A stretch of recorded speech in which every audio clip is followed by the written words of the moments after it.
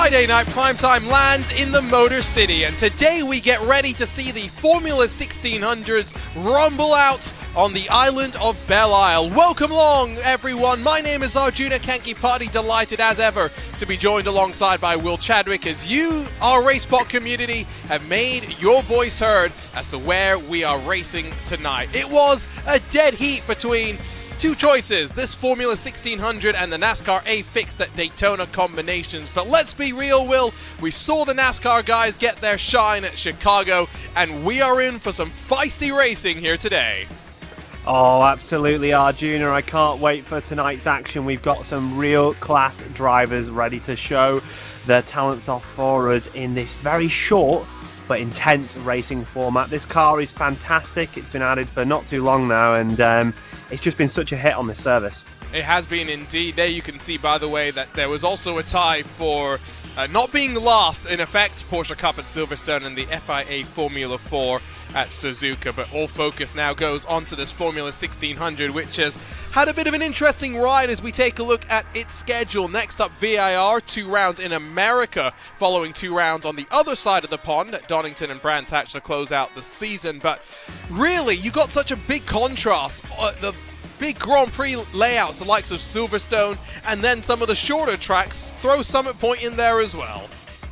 Yeah, and I think it shows this car's versatility. It's like it just can do anything, really. It's great on short tracks, great on street circuits, and due to its lack of like wings and stuff, it's just a really raw mechanical experience, meaning that it can work at any type of corner. And I think that's just one of the reasons people love it in real life and also in the sim. There is plenty of history as well when it comes to this car seeing drivers cross over from virtual to reality. Here's a look, though, at your options for a week from today, the final race of Friday Night Primetime 2023 Season 3. Don't forget to join RaceSpot.wtf/Discord to make sure your voice is heard. IMSA at Daytona, I think that seems like probably a lock to win, but GT3s at Bathurst, Rallycross at Knock Hill is a quite interesting layout and a combination, if you ask me, and still waiting to see if anyone wants to see the Formula 4s out in action, this time at Interlagos. Will, I know where you probably want all our attention to be on September 1st. Well, as a bit of a Daytona merchant myself, I wouldn't mind to see some racing there. But I think we've got a good selection of stuff for you guys at home to choose from. And I'm sure no matter where we go racing, we'll have a good time. And you won't be with us, will you, Will? Unfortunately. No, unfortunately. I'll be somewhere randomly in Germany at a track called the Nürburgring. I don't know if anyone's heard of it. Just making me jealous. Well, drivers are out there on track for qualifying, and I think we are very much looking forward to this, as we were saying. You were noting some of the I-rating, Will, of the drivers that have loaded up and joined us for qualifying as they rumble right now. The number 1 machine with 9,000 I-rating sits on top. Sam Deventier with a 136.150, currently on pole. Yeah, and you can see how close it is for those front few positions. Numbers 1 to 3 are all above 8,000 I-rating. You do not understand, if you've never drove I-rating, how much of an achievement that is as a driver. Some of these drivers have thousands of races in this simulator, and it's a testament to how experienced and good they are. We're watching qualifying. This track is such a wonderful joy to drive. I dropped on for about 5 minutes just before this session, and the bumps, you feel everything. You're so close to the walls. It's just such a good driving experience. We've seen 2 drivers jump their way to the top first, Martin Arnoldus and then Adam Miles. Deventier still has a chance to improve. There's only a handful of cars that have not set lap times so far. There is some improvement, but it's not to pole. 3 drivers split by 0.08 of a second. Yeah, and actually, just crossing the line, Tim Hendricks goes pole by a mile. 0.3 of a second around here. That's fantastic. I mean, his car says torpedo on the side of it. It's operating like a bit of a torpedo. That's a margin I did not expect to see, being completely honest, but the number 3 machine in terms of I-rating, it all factors out as one would expect. Daniel Marshall in the 15 is going to run to the line. That's definitely not a representative lap time, and with 2 laps already complete, that's his opportunity to improve, done and dusted, and it means just a handful of drivers still will put times onto the board. Here's the 14, the next one up. Yeah, and just as your last few drivers cross the line and are able to get times in, it shows you some of the diverse nature of this car, I guess, because it has no wings. So the faster you go into the corner, you don't get more downforce. A bit irregular for a normal Formula car. And again, I was like I was saying earlier, crossovers in so many ways, as that's going to be Patrick Gassler who pulls his car to a halt, and I think that is effectively the field done in the qualifying session. We have this car after Max Esterson went out there to the UK and showed his speed. Of course, one of those drivers doing that virtual to reality crossover, but of course so many others. Sebastian Jobs had his opportunity, I'm pretty sure, in a Formula Ford. Brendan Lee as well, Lucas Blakely. It's one of those cars that whether you are a young up-and-coming sim racer or a young up-and-coming motorsports hopeful, Will, this is where you learn how to race. Yeah, it has so many good characteristics for teaching a driver true mechanical grip, and really is the core underpinnings of the Formula Ladder from yesteryear. I think this car isn't used as much anymore, really, especially internationally. However, the Formula Ford scene in the UK is still incredibly popular. However, like you say, it's a great zone to kind of build yourself up as a driver, and learning mechanical grip is a crucial skill that every driver that steps in one of these cars will absolutely understand. Well, they no longer race on the streets of Belle Isle. They have made their way into the downtown part of the Motor City. We still have it preserved here on iRacing. Always fun for us to be able to dive our way into a bit of the nostalgia and play ourselves around tracks that no longer can be raced at in the real world. Just 2 more weeks left of Friday night primetime. 2 more weeks for these drivers in this Formula 1600 trophy. This is how they'll line up after qualifying is now officially in the books. Tim Hendrickson and Adam Miles will line up on the front row, while Martin Alnotis and then Sam Deventier will be on the second row. Wanji Lin and then Alex Tapiavico will share the third row of the grid, while 7th sees Michael McConnell alongside Beatrice Yank. Chris Hines and then Adam Lester round out your top 10, with Brendan Lay and then Kevin Parrish through your front 6 rows. Hopefully not unlucky 13th for Bartosz Nowacki, while Damian Alvarez will be completing row number 7. Nazareno Lambie and then Daniel Marshall 15th and 16th as we dive into those with no times on the board. Patrick Gassler and then Lyle Jadaki will complete the top 18, and those that get ready to do battle on the streets of the Motor City. Going to see a standing start as well, which means we'll fly our way into the opening corner, and then from there streak down the back straight into the first heavy braking zone. Cold tires, but not necessarily something that is too much of an issue for these drivers. No, only sat on semi-slick rubber, I believe Avon rubber if I'm correct, and it's usually pretty easy to get up to temperature, so it should be good for our drivers. Well, away we go. Big puffs of smoke, but they drop the clutch relatively slowly. A couple of drivers from behind already taking advantage and cycling up a couple of positions. There's going to be no change at the very front of the field. Through turn number 1, already some drama further back and some cars into the wall and continuing to crash. The top 10 stretch their legs and run into turn number 3. Yeah, and it was a great start by Sam Devinia. I mean, he just rocketed away from the line. It must have been the best start I've ever seen. And unfortunately, we've got some drivers in the wall in the background, but a clean start for our top 5. I think that was Leicester and the 12 that got tagged with one another. Running our way now to the end of the front sector of the lap. Long back straight now that gives you maybe your best passing opportunity, and we look from up above. It's a straight, but not necessarily in a straight line. It's just the lack of braking that you have, and the draft plays itself out, and currently you see a 6-car train at the front. Yeah, and like you say, the draft is so effective and so powerful in this car that for a number of these drives it will be just a case of biding your time, not putting it in the wall, and kind of just making your moves when you need to. With 18 minutes left in this race, there's still plenty of time to go. We expect it to stay like this up towards the front as long as no one makes any mistakes. It's going to be hard to break away. Hendrickson's going to try and prove us wrong, though. 8/10 clear as they cycle through the first of 2 right-handers that lead you onto the pit straightaway. That margin just continuing to grow up towards the front. Another driver has taken their lead back to pit lane. It means 3 drivers on the opening lap falling into some sort of issue and needing a flatbed. More drivers will be heading down there. Damian Alvarez has taken some sort of damage. Let's take a look at what happened on the start wheel. Talk us through what you see. Yeah, so as you can see, coming down into turn 1, it seems to be just a collection of wheels between 2 drivers there initially.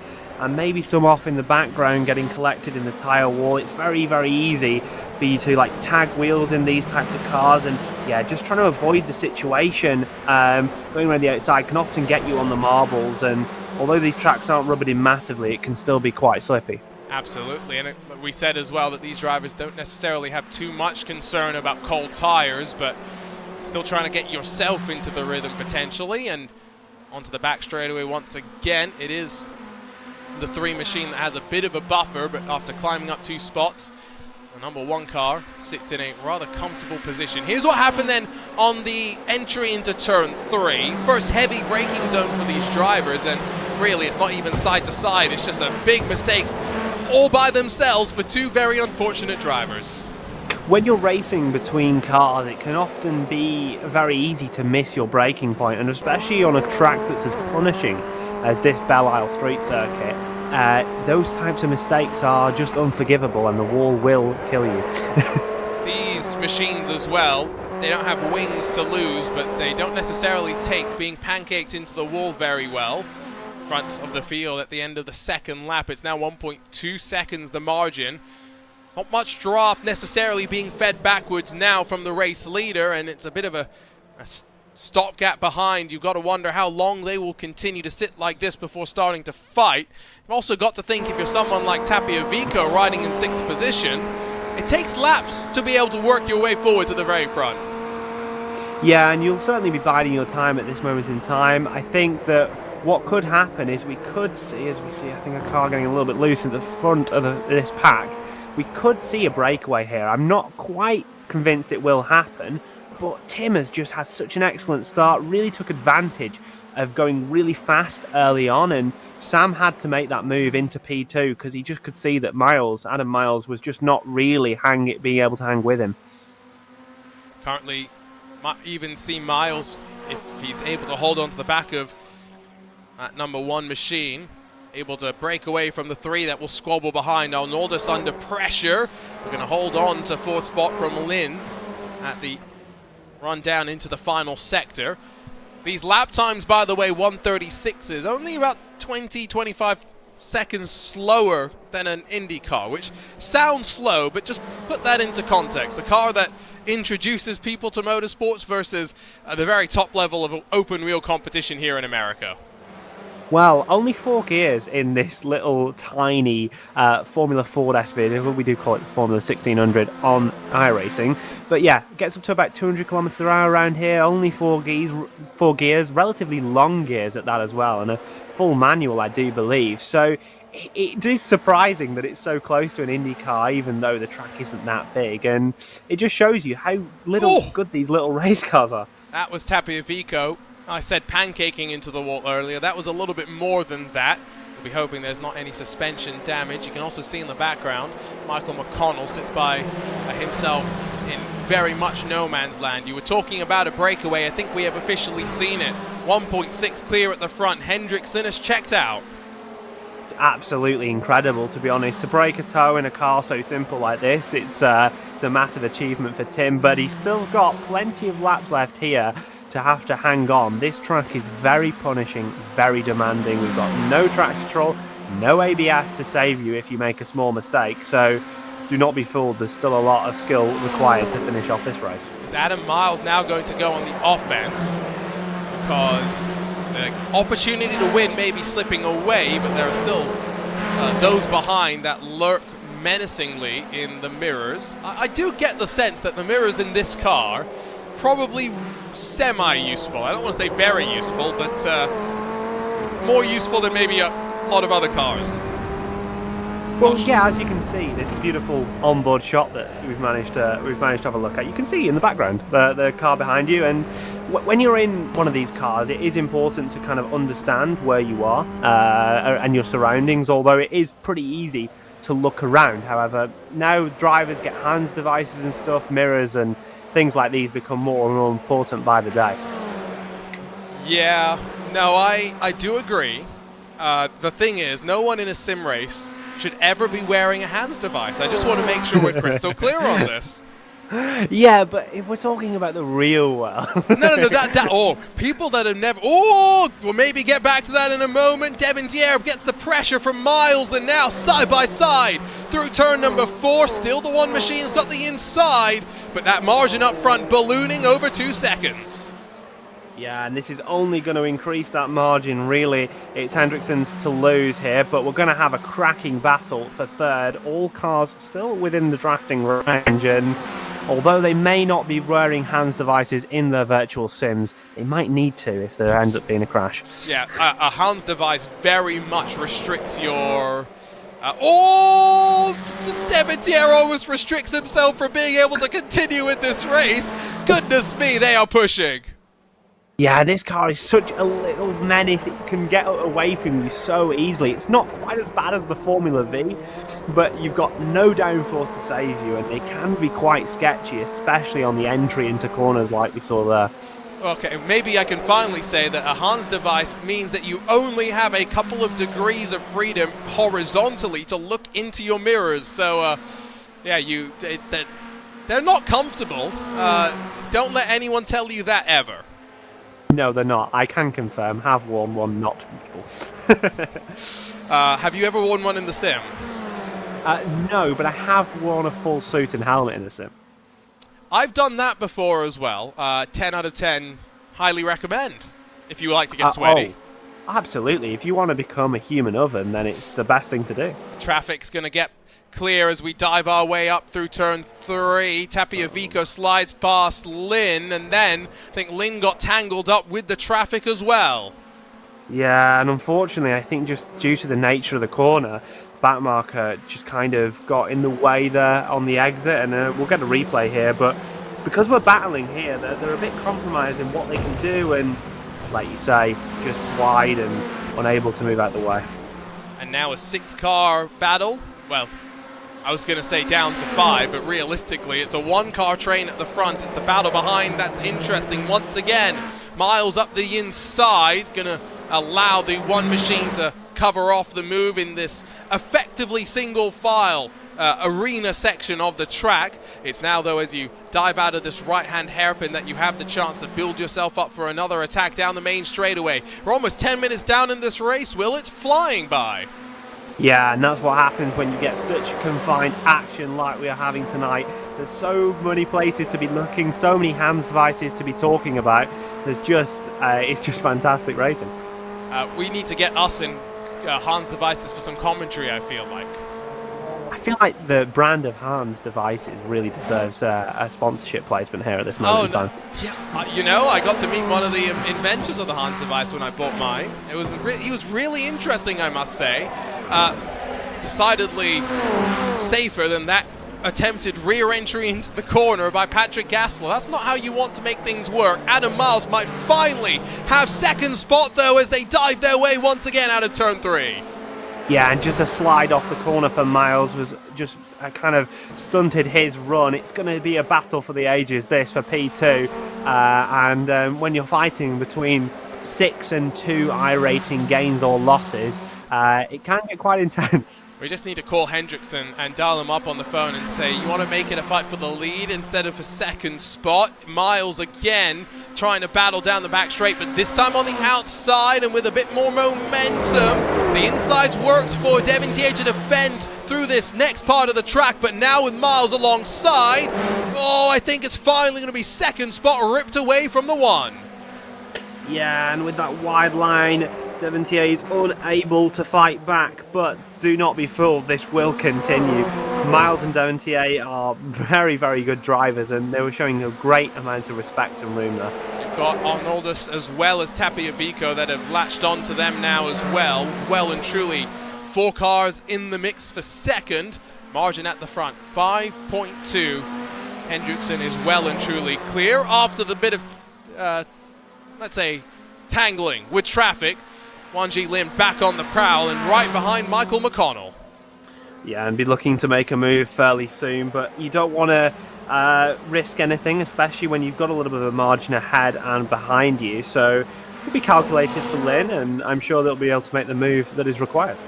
Back up towards that fight for second, though, where Lin may be hoping that they fight so much that he'll be dragged back into the mix. It's Devontier back up to second and around the outside at turn 3. The momentum just allowing him to swoop on past. Yeah, and that was a lovely move there, and it's just a case of these cars having that open differential. If you just pull it up too much on the exit, you can start to really spin one wheel and get a bit of a worse drive, and that's kind of what happened to Miles on the exit, and it's why we saw Devontier make that pass look so easy. Happy Avico trying to get out of drafting range there. Now, was there a slowdown potentially? That gap from 4th to 5th up almost above 1.5 seconds, as with less than 8 minutes to go on the clock, I believe we are going to be heading into the final 5 or so laps of this race.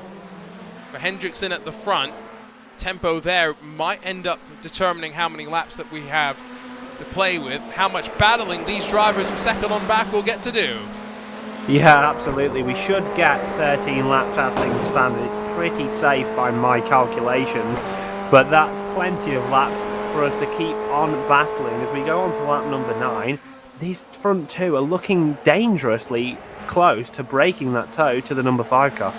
Yeah, Arnoldus I think is going to be okay down the back straight. I say back straight, there are 2 back straights here technically. But there was that contact out of the final corner with the left side, so the TNT Racing Machine will be hoping there's no damage there. I do think Tapiavico is the one that is in more trouble. Not sure if the 7 is going to be able to get back into the mix here, unless the fighting cost them time. They have, for the most part, started to work together a little bit more. Hendrickson, yes, is the fastest on track, but Devontier was only 2/10 off last time at the line. Yeah, and I think it's the nature of these types of circuits. If we were at a Spa-de-Francorchamps, Silverstone, something like this, we might see a bit closer, more eligible draft racing, but due to the fact of how technical this circuit is, the margins by just having that little bit more practice, that little bit more comfortable kind of vibes around the track, it just enables you to sometimes just pull out those extra few tenths, and there's no doubt that's what Tim Hendrickson is doing now. I'm just saying that I was pleasantly surprised by the Renaissance Center layout of Detroit Grand Prix that we had this year, but it was no Belle Isle. Seeing it out on force again in iRacing is great, and it's why it's so nice that we're going to effectively be able to preserve memories here on the iRacing service. Of course, yes, Belle Isle being one, but let's not forget there are places a long way around the world like Pukekohe in New Zealand where, you know, they're getting ready to demolish that. iRacing is going to be able to make sure it lives on for all to be able to experience. Absolutely, and that's one of the beauties of this simulator. You know, for example, one of our options this week was going racing at Legacy Silverstone, and that's been kept alive by the simulator as well. Yeah, better configuration of Silverstone, if you ask me as well. Adam Miles gets past Devontier for second. All the while, they're pulling away from Tapiavico after dropping draft. Now 2.5 seconds behind the gaggle. Fight for second, third, and fourth. Starting to build up in intensity. Next time at the line, 3 laps will be left to run. Yeah, and it's really heating up now. Miles and Devontier have just been so close to each other for the last, well, as many laps as I can remember. And they're just slipstreaming pass by pass by pass, and they're going to go at it again. Once again, side by side. Two's going to hold on to the position. Just being able to get onto the anchors that little bit later, but really no real move was being offered. No attack around the outside. I don't think I'd want to lead coming onto the final lap of the race. I don't want to be feeding the draft to anyone behind me. Absolutely, it's kind of a bit of a bad situation to be, but then at least you have control of your own fate. If you hit every apex, defend perfectly, if they can't get past you, they cannot get past you. So it's a bit of one of these things, as we're watching the car behind tap the wall again, some of these things where you're not really sure where you want to be sometimes. That was another aggressive bang into the wall. I don't know, I feel like second, the slingshot. Just watch here. Yes, Devontier is right up the bumper, but as we funnel down, see how defensive Miles is going. Really covering the inside all the way until effectively you enter into the braking zone for the faster machines. They're very deep onto the brakes relative to where a modern open wheel machine will go, and around the outside is once again the confidence that gives second spot to Devontier. Yeah, but now he's in that kind of vulnerable position, as we've mentioned already. The drivers from two opposite sides of the world must have passed positions here thousands of times. I could imagine, it's with only a few laps to go. I really couldn't call who would come out on top. You did mention as well at the very start of this, right, that the top three drivers in iRating all towards the front of the field. It's not a surprise, given the 8,000 plus iRatings that they all carry, to see them there. It's just a reminder that while we might spend a lot of time during an iRacing special event speaking the praises of the bigger teams with more visibility, there are plenty of drivers that are strong all the way through the iRacing ladder. Martin Arnoldas almost sent an absolute send up the inside of Adam Miles. Yeah, it was very close there as we were watching towards the end of the lap, but it does show Arnoldas is still in this despite the fact that he's kind of been sat on the back burner for the last couple of laps. Like you mentioned, there's a lot of specialists across many different cars on this simulator, and although we sing praises of GT3s, GTPs, there's a lot of drivers that drive a lot of other machinery and are very, very good at what they do. Watching a replay here of that incident where we saw Arnold have a look to the inside, going around this long left-hander, corner that never ends. As you can see, almost went up the inside. And now as they battle in front of that number 5, who's going to come out on top as we'll cycle through next time by onto the very final lap of the race. Miles over the curb, got a little bit squirrely, but able to bring it back under control. And it's going to be this exit onto the back straightaway. The question really will be, both looking forward but having to watch behind as well. Miles still holds the position, but with plenty of fighting, surely a lap and a half still to go. Yeah, and they're going to fight again down into this corner, I could imagine. Looks to the inside for Devontier, thinks better about it. Going to sit behind for this tight and technical section. Still opportunities in this area to pass, however it is a lot harder through these initial few corners. I'm telling you that I feel like Devontier slid back into line intentionally. He went around the outside, proved to himself that he can make the move happen, and now one more lap to get it all sorted. See the margin behind slightly growing, not just to the 5 but to the 7 as well. He's not been able to take advantage of all this fighting to cycle on through. One lap to go though for Tim Hendrickson. Put it on pole and by some margin, and dominated, broke clear of the draft and has left those behind to scramble for second. And second they have scrambled for. There's just a few corners remaining in this race. One lap to go, one last chance to make the move. Who's going to be cutting to the inside? Adam Miles doesn't want to leave that door open, will force the Coca-Cola liveried machine the long way around once again. This move has been offered 3-4 times before, and it's been stuck 3-4 times. Adam Miles on the very final lap, though, not going to let it happen so easily. Still fighting almost into the wall. Round this next corner, they're banging wheels almost on the exits, drifting between the walls so tightly, and they're still side by side onto the second of the back straights. That was surely a bit of contact there for Adam Miles with the inside wall, just as they were being as aggressive on power, trying to power themselves on that run into the final sector. Arnoldas has nowhere to go. The trees stop us from seeing who's the most aggressive, and Devontier has the outside, will switch back to the inside. They're still going side by side through this technical section, and they're going to remain side by side. Miles nearly clear as they enter the left-hander. He's going to have the inside here. Will he be able to stick it? Devontier around the outside. Does he get the drive? No, I don't think so. Can we go 3 wide through the final corner? We may be about to find out. Plenty of fighting, but not towards the front, where it's been from flag to flag for Tim Hendrickson. A remarkable drive here in this Formula 1600 trophy, but full focus to second, where Adam Miles has come out on top in the battle for that second step of the podium. Devontier loses out to Martin Arnoldas. Wow, and he was waiting, biding his time, and Arnoldas gets onto the podium. What a race that was. And it was great behind as well. Wanji Lin was able to get in front of Michael McConnell. Kevin Parrish joined that battle in the closing stages. Yes, there were plenty of retirements, but ultimately a breakaway win. Can you believe 20 minutes of racing, Will? Margin of victory, 12 full seconds. And I think that kind of shows what advantage you can have just by running by yourself, but do not take anything away from Hendrickson. What a performance, dancing between the walls here in Detroit.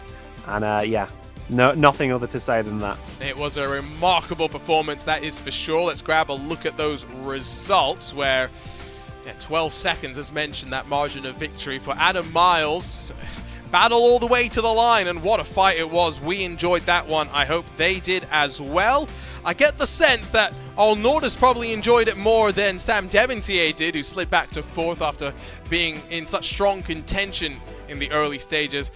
Alexis Tapiavico was able to hold on to a spot inside the top 5, while Wanji Lin dropped to 6th but recovered to finish in front of Michael McConnell, Kevin Parrish, Chris Himes, the final driver on the lead lap, and then Patrick Gassler finishing inside of your top 10. Handful more cars finishing, including the likes of Beatrice Yank, Brandon Lay, Bartosz Nowacki, and then Daniel Marshall, while not finishing Damian Alvarez, Lyle Jadaki, and then Adam Lester, as well as Nazreno Lambe. Boy, is Friday Night Primetime always the time to just throw Arjuna under the bus when it comes to names. Just one more week to do that, though, Will. I know you won't be around, unfortunately, for our season finale, but I just went and took a look at the voting options. I, as expected, see a commanding lead for the team IMSA and Daytona combination. I have a feeling we'll be heading to the high bank 7 days from today. And it's going to produce some excellent racing, Arjuna. We've seen it over the years, a very, very popular combination. And with strategy and fuel stuff to kind of play out, it's going to be a very different race than I think we've seen this season, and just shows the diversity of Friday Night Primetime. It's why we love it, that the audience gets their opportunity to speak their mind. One final chance in 2023 Season 3. And let's not forget that the new content train, Will, seems to continue to be rolling around. Earlier today confirmed that we know there are 2 new GTPs coming to join the 2 already that we'll see next week, probably in the IMSA iRacing series. The Porsche 963 joins the ranks of the iRacing service. Yeah, very, very popular car to add to this iRacing service. Has its flashes of brilliance in real life, and unfortunately here, well, fortunately for Porsche on the sim, won't have too much reliability issues. So maybe it'll go a little bit better than we saw at the likes of Le Mans. However, there's another GTP to add. What may it be? My guess would be the Acura, I think. But can't wait to see. Can't wait for next season. And we might see some of that on Friday Night Primetime next time by. And who knows what we will be doing for Friday Night Primetime in 2023 Season 4. But it all builds to what it will hopefully be an electric 2024. For now, from the streets of the Motor City, it is time to say goodbye. Boy, it's always fun to see the lower powered cars where the racecraft is on firm display, and today we were treated to a fine fight, not unfortunately for the lead, but for second spot. Tim Hendrickson broke away in the latest round of the iRacing Formula 1600 trophy. Behind, the battle was fierce, the battle was fun. On behalf of the entire team at RaceSpotTV, for Will Chadwick alongside myself, Arjuna Kankipati, thank you so much for joining us. We'll see you in 7 days' time to conclude 2023 Season 3.